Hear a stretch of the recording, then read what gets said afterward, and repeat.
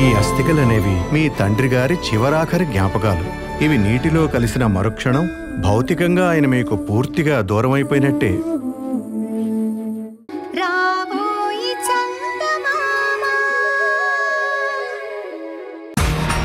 ఏ ప్రాబ్లంకైనా సరే ఏదో ఒక సొల్యూషన్ ఖచ్చితంగా ఉంటుంది. అంతేకాని తెగదెంపులు చేసుకొని పారిపోవటం అనేది సమస్యకి పరిష్కారం కాదు.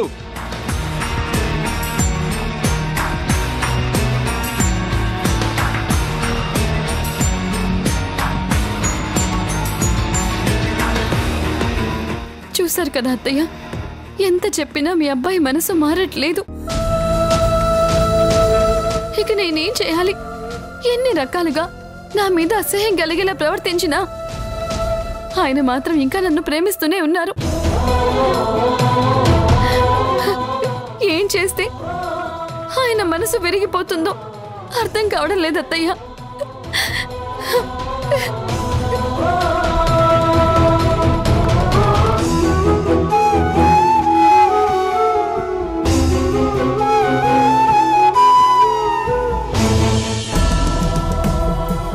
వైశాలి, భరత్ గారు.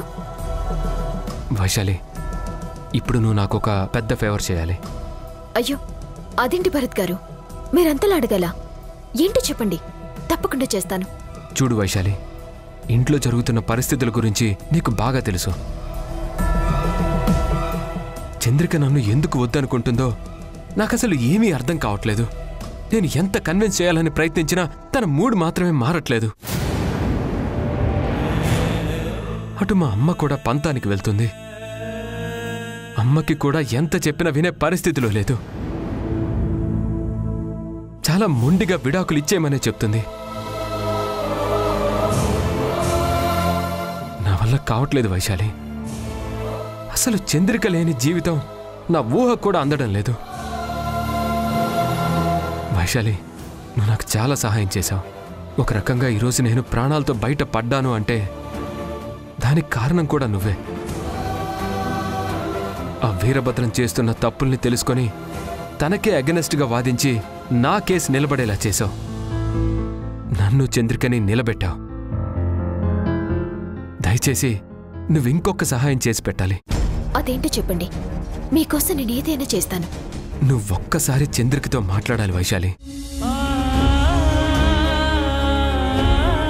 అసలు తనకి ఏం కావాలో నాకు అర్థం కావట్లేదు. నేను ఎంత కన్విన్స్ చేయాలని చూసినా తను అసలు కన్విన్సే అవ్వట్లేదు. అసలు నేను ఏం తప్పు చేశానో నాకు ఇప్పటికీ అర్థం కావట్లేదు. నాకు రుద్రానికి మధ్య ఏదో సంబంధం ఉందని అర్థం పర్థం లేకుండా మాట్లాడుతుంది. నాకు తెలుసు వైశాలి, చంద్రిక మనసులో ఉన్నది నా మీద అనుమానం కాదు, వేరే ఇంకేదో ప్రాబ్లం ఉంది. అది నాతో చెప్పడానికి తను ఆలోచిస్తోంది. కానీ చెప్పడానికి మాత్రం ఇష్టపడట్లేదు. నీకు చంద్రికకి మధ్య రిలేషన్ బాగుంది కదా, దయచేసి తనతో నువ్వు ఒక్కసారి మాట్లాడు ప్లీజ్ వైశాలి. లేదు భరత్ గారు, నేను చాలాసార్లు మాట్లాడి చూశాను. తను మీతో ఎలాగైతే మాట్లాడుతుందో నాతో కూడా అంతే పంతంతో ఉంది. వైశాలి, చంద్రిక లేకపోతే నేను బ్రతకలేను. చంద్రిక ఏం చెప్తే అది చేస్తాను, ఎలా ఉండమంటే అలా ఉంటాను. కానీ చంద్రిక మాత్రం దూరం అయిపోవడానికి నేను ఒప్పుకోలేను వైశాలి. ఇక్కడ నా బాధని ఎవ్వరూ అర్థం చేసుకోవడం లేదు. అమ్మకి అమ్మ అలాగే ఉంది, ఇటు చంద్రిక అలాగే ఉంది. ఎవరికి వాళ్ళు చెప్పిందే కరెక్ట్ అంటున్నారు, ఆలోచిస్తున్నారు. నేను ఎటువైపు తల వంచాలో అర్థం కావట్లేదు వైశాలి. అందుకే నీ సహాయం కోరుతున్నాను. నువ్వు ఏం చేస్తావో నాకు తెలీదు. ఒక్కసారి చంద్రికతో మాట్లాడు. ఒక్కటి మాత్రం తనకు అర్థమయ్యేలా చెప్పు. చంద్రిక అంటే నాకు ప్రాణం. చంద్రిక నా నుంచి దూరం అయితే నేను ఇంట్లో నుంచి ప్రాణాలతో బయటికి వెళ్ళను, శవంగానే బయటికి వెళ్తాను. ఆ విషయం చంద్రికకు అర్థమయ్యేలా చెప్పు. చూడు వైశాలి, చంద్రిక నాకు దూరం కాకుండా నువ్వే కాపాడాలి. నాకు నువ్వు తప్ప వేరే సాయం చేసేవాళ్ళు ఎవరూ కనిపించట్లేదు. ప్లీజ్ వైశాలి, నువ్వు ఏం చేస్తావో చెయ్యి, కానీ నాకు మాత్రం చంద్రిక దూరం కాకుండా చూడు. I request you.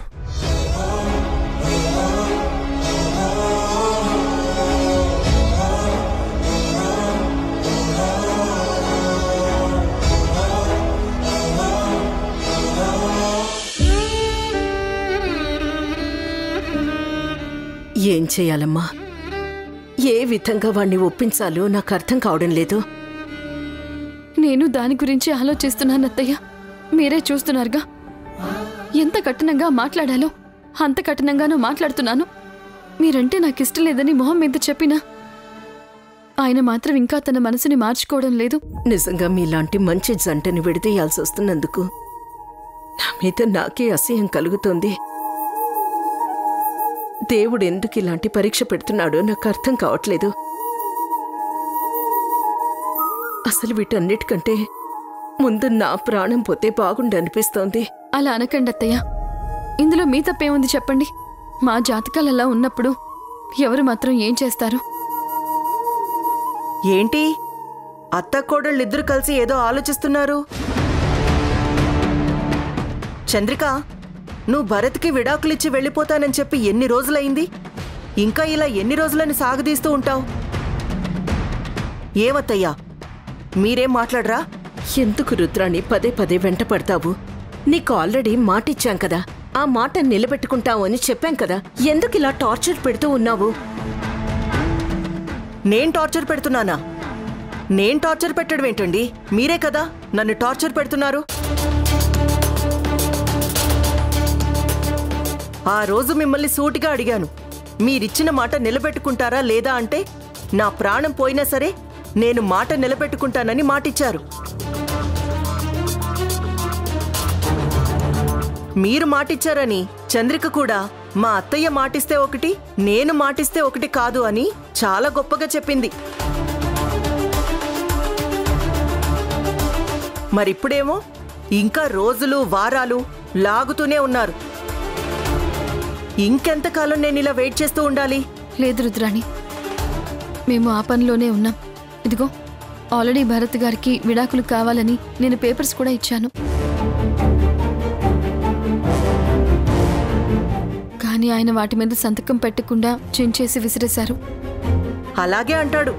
ఎందుకంటే భరత్కి నువ్వంటే చచ్చేంత ప్రేమ కదా. నువ్వు విడాకులిచ్చి వెళ్ళిపోతానంటే ఆయన ఎందుకు కోరుకుంటాడు? ఖచ్చితంగా ఒప్పుకోడు. కానీ నువ్వే ఒప్పించాలి. అదే కదా నీ గొప్పతనం. చూడు రుద్రాణి, మేవేం చేయాలో మాకు తెలుసు. నువ్వు అనవసరంగా మధ్యలో దూరి ప్రతిసారి మాకేం గుర్తు చేయాల్సిన అవసరం లేదు.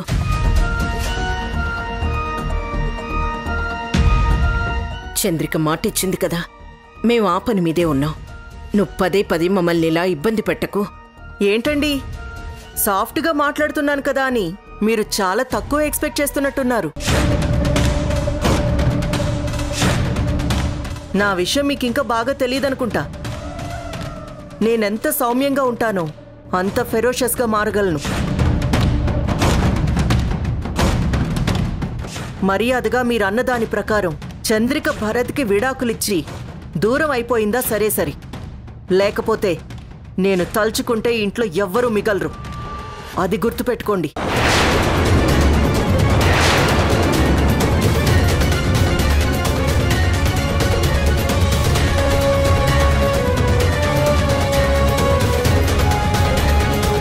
ఏంటమ్మా ఈ పరిస్థితి? అత్తయ్య, రుద్రాణి కోసం కాకపోయినా కనీసం ఆ స్వామీజీ చెప్పిన మాట కోసమైనా సరే నేను ఆయనకి ఎలా దూరం అవ్వాలి అనేది ఆలోచిస్తాను. మీరేం కంగారు పడకండి. అతి త్వరలోనే నాకు మీ అబ్బాయికి విడాకులు కన్ఫర్మ్ అవుతాయి.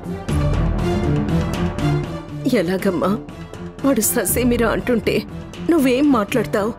ఆయన్ని ఎలా ఒప్పించాలో, ఎలా చెప్తే ఆయన దానికొస్తారో నాకు బాగా తెలుసత్తయ్య.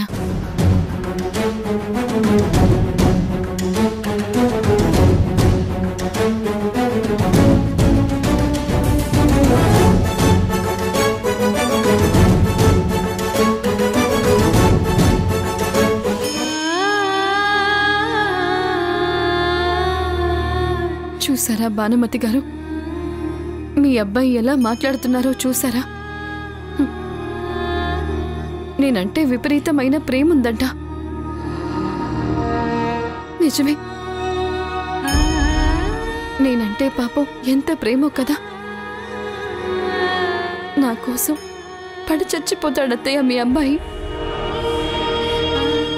మీరంటే నాకిష్టం లేదు, నేను కాపురం చేయను, నాకు విడాకులు కావాలని మొహాన చెప్పినా ఆ మనిషిలో ఏ మాత్రం నా మీద కోపం గాని ద్వేషం గాని లేవు. నా కాళ్ళు పట్టుకుంటారంట, నన్ను ఎలాగైనా సరే కన్విన్స్ చేస్తారంట. నేను ఎలా ఉండమంటే అలా ఉంటారట అత్తయ్య. ఎలా ఎలా అత్తయ్య నేను మీ అబ్బాయికి దూరం అయ్యేది? నాకు కూడా మీ అబ్బాయికి దూరం అవ్వాలని లేదు. నేను ఉందామనుకున్నా నాకొచ్చిన జబ్బు ఆయనకి నన్ను దూరం చేస్తుంది. పైగా రుద్రానికి మాటిచ్చిన తర్వాత ఆ మాట నిలబెట్టుకోకపోతే ఎలా? మీరే చెప్పండి, చెప్పండి భానుమతి గారు.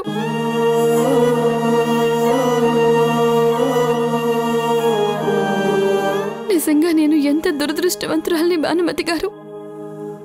ఇంత ప్రేమించే మనిషిని బలవంతంగా వదులుకోవాల్సి రావడం అనేది నిజంగా దురదృష్టం కాకపోతే ఇంకేంటి?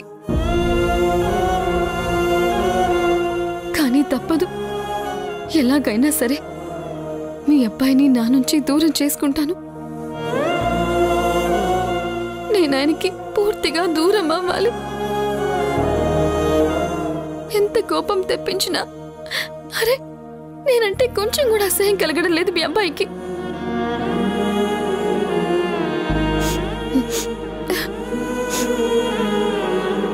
నేను మీ అబ్బాయి కంటే చాలా మొండిదాన్ని అత్తయ్య. ఎందుకంటే నేను ఆల్రెడీ రుద్రానికి మాటిచ్చాను కాబట్టి నేను ఆయన జీవితం నుంచి తప్పుకోవాలి అనుకుంటున్నాను. ఇదే నాకున్న ఒకే ఒక్క మార్గం.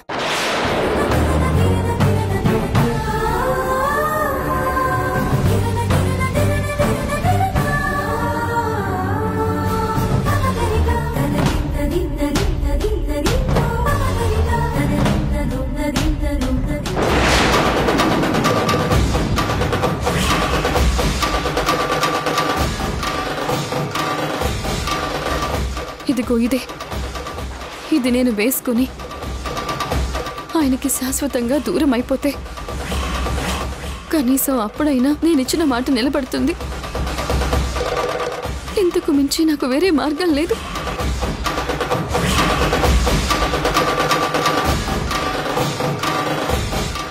ఇలా చేస్తున్నానని మీరేం తప్పుగా అనుకోకండి.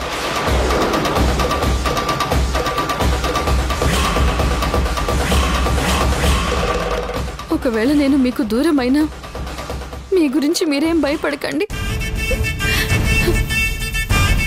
రుద్రాణి మిమ్మల్ని బాగా చూసుకుంటుంది. మీ అబ్బాయి ఉన్నారు, మీ చెల్లెలు మీనాక్షి గారు ఉన్నారు. మిమ్మల్ని అందరూ బాగానే చూసుకుంటారు. కాకపోతే నేను మీకిచ్చిన మాట నిలబెట్టుకోలేకపోతున్నాను. నన్ను క్షమించండి అత్తయ్య. ఆ రోజు జీవితాంతం మీ అబ్బాయికి నేను తోడుగా ఉంటానని మాటిచ్చాను.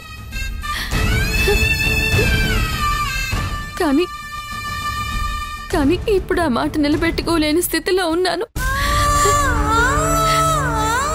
ఏమనుకోకండి.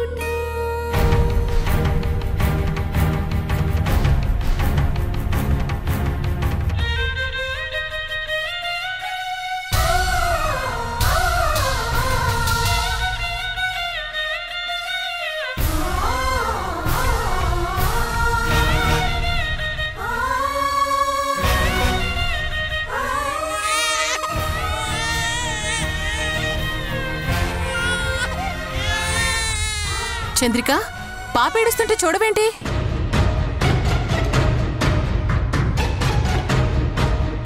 చంద్రిక, చంద్రిక, చంద్రిక,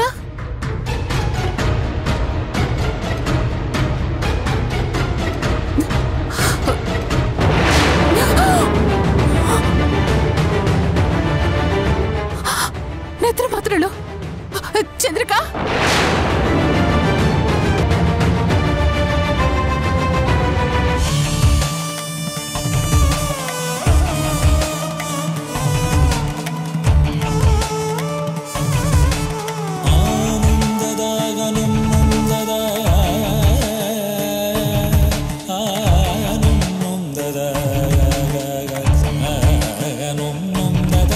సారీ భరత్, నాకు తప్పటం లేదు.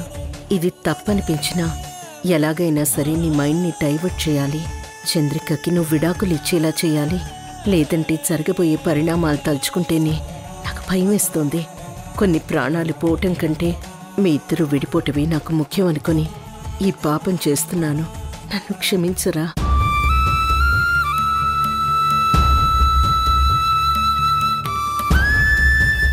భరత్, నేను చంద్రికతో ఎంత మాట్లాడినా తను కూడా వినట్లేదురా. అయినా ఎన్నాళ్ళిలా ఒంటరిగా పోరాడతావు చెప్పు? ప్రేమనేది ఇద్దరి మనసులో ఉండాలి. తను నిర్మోహమాటంగా నేను నీకు దూరం అవుతాను అని చెప్పాక నువ్వు ఇంకా తనని పట్టుకుని వేళ్లాడటం నాకు నచ్చటం లేదురా. నా మాట విని చంద్రికకి విడాకులిచ్చేసేయ్. నీకు ఇంకో పెళ్లి చేస్తాను. నీకు మంచి సంబంధం దొరుకుతుందిరా. అమ్మా ప్లీజ్ స్టాప్ ఇట్. ఈ మాటలు విని విని నాకు విసుగొచ్చేస్తుంది. దయచేసి ఇంకోసారి నా ముందు ఇలాంటి ప్రస్తావన మాత్రం తీసుకురావద్దమ్మా. అది కాదురా. అమ్మా ప్లీజ్, నేను ఇంకొకసారి చెప్తున్నాను, చంద్రిక లేకుండా నేను బ్రతకలేను. చంద్రిక గురించి నువ్వు నాతో ఇంకేమీ చెప్పకు, అర్థమైందా? సరేరా, నాకు అర్థమైంది. నేను సైలెంట్గానే ఉంటాను. కానీ చంద్రిక ఎప్పుడూ సైలెంట్గా కూర్చోదురా. తనకి నువ్వంటేనే ఇష్టం లేదు. తను ఎప్పుడెప్పుడు ఇక్కడి నుంచి బయటపడదామా అని ఆలోచిస్తూ ఉంది. రేపొద్దున నిజంగానే తను వెళ్ళిపోతుంది. అప్పుడు నువ్వేం చేస్తావు? పిచ్చోడివైపోతావా? లేదు, అప్పుడు కాదు. చంద్రికకి నువ్వు విడాకులు ఇవ్వమన్నావు చూడు, ఈ మాట వింటేనే నాకు పిచ్చెక్కుతుంది. నిజంగా చంద్రిక గనక ఇంట్లో నుంచి వెళ్ళిపోతే నేను కూడా చంద్రిక వెనకే వెళ్ళిపోతాను. తనొకప్పుడు ఈ ఇంటి ముందు నిలబడి ఈ ఇంట్లో స్థానం కోసం పోరాడింది. నేను కూడా అదే విధంగా తనింటి ముందు నిలబడి భర్తగా నా స్థానం కోసం నేను పోరాటం చేస్తాను. రే, నీకు సిగ్గులేదురా? నువ్వు మగాడివిరా. అమ్మా, మగాడైతే ఏంటమ్మా? మగాడైతే ఏ ప్రేమ ఉండకూడదా? మగాడికి ఏమన్నా కొమ్ములుంటాయా? నా చంద్రిక కోసం నేను ఏ స్థాయికి దిగజారాలన్నా నేను రెడీగానే ఉన్నాను. నా చంద్రిక కోసం చేసే ప్రతి పని నాకు గర్వకారణమే తప్ప తలవంపులు మాత్రం కాదమ్మా. మీనాక్షి గారు, కొంప మునిగిందండి. ఏమైంది నీర్జా? మీనాక్షి గారు, చంద్రిక నిద్ర మాత్రాలు మింగేసిందండి. ఎందుకో కావాలంటే చూడండి.